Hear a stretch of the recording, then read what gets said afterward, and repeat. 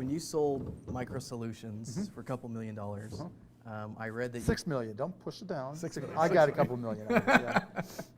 But that's nothing, right, compared to now. It's a lot, trust me, even now.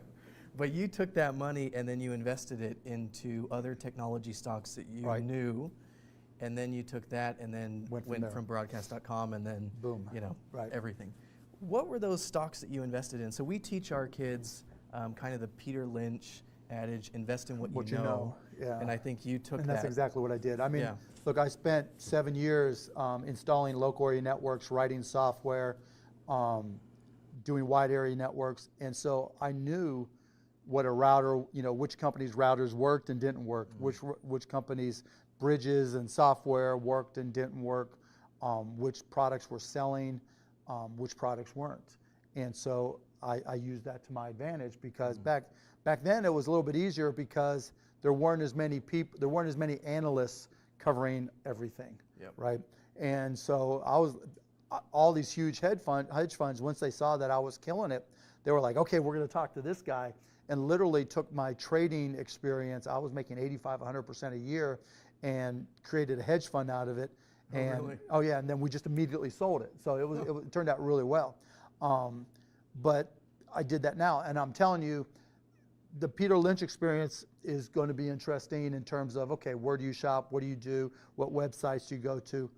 But if you take the time to learn computer vision, neural networks and everything, that's how all the decisions are going. A lot of the decisions are going to be made, but all decisions are going to be influenced. And so if you really want to get to that point, if you look at some of the hottest stocks right now, NVIDIA, AMD, they're blowing up because of their ability to create processors that are geared towards artificial intelligence and supporting the data centers. If you look at what's happening with Amazon, I own a lot of Amazon stock because they are the most advanced in using all these things I've been talking about. Netflix, they started 10 years ago by using their versions of artificial intelligence back then to try to determine what's the best way to help guide people through choosing content. Through the whole discovery, they had $1 million contest. And so, artificial intelligence is going to eat the world. And so the Peter Lynch approach is great, but you have to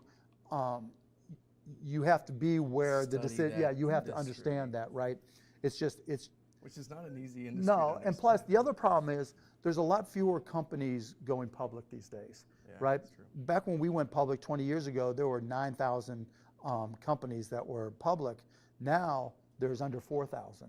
And so there's more money chasing fewer choices, which is good in some respects, but it's good because all that money helps push the indexes up, right? Lots of money, fewer stocks, so you don't have as many choices. But it's bad in that there aren't as many new companies coming out where you can say, okay, so-and-so is going public. I know that company, most other people don't, and that might give me an edge in my investing. Right, your Ubers and your Airbnb. And Snapchat, right? Snapchat's supposed to go public, Airbnb and Uber. And so let's talk about big time screw ups in investing. So there's a guy named Travis Kalanick, right?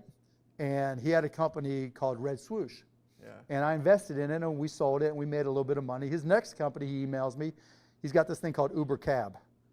And he's like, you should invest in this, Mark. I'm like, I like it. It's a great idea. You're going to run into some resistance from all the taxi cab companies and all the transportation folks in different cities that are going to hate you. So, I like the idea, but I don't like the way you're pricing it. Never heard back from him again. Now, that's my problem with Travis personally, but obviously it turned into Uber. And so sometimes you make it and sometimes you miss them. But I've turned out okay.